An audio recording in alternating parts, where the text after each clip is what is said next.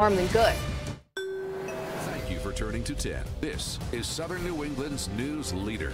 First at 5:30 tonight, the last big retailer in the Swansea Mall is moving out. Macy's announced it will not renew its lease in March after 30 years in southeastern Massachusetts.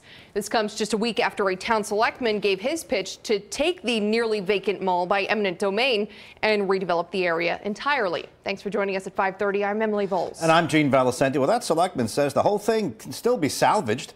NBC 10's Ashley Cullinane reports tonight. Ashley? Both town leaders and residents say the Swansea Mall isn't at its best now. Selectman Christopher Carrero says it has so much potential, though, with or without Macy's. Well, I'm very disappointed, but I saw it coming. Swansea Selectman Christopher Carrero has been hashing out plans for the Swansea Mall for more than a year.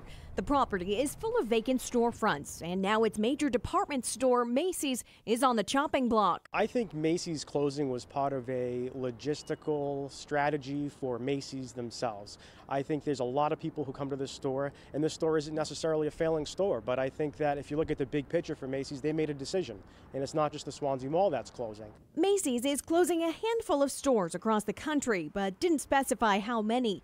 The store said it notified its employees and wrote in a statement, regular non-seasonal employees who we are unable to place at nearby Macy's stores will be eligible for severance, including outplacement resources. Last week, Carrero pitched creating a redevelopment authority and taking the mall by eminent domain. He blamed neighboring Walmart in part for the mall's failures. Carrero says when the retailer purchased the land from the mall 7 years ago, it set forth restrictions that limited the type of stores that can move in. There's some silver lining in this. Macy's over the years has negotiated lease agreements with the mall that have veto power similar to that of Walmart on the mall, and they have stopped multiple opportunities for development as well.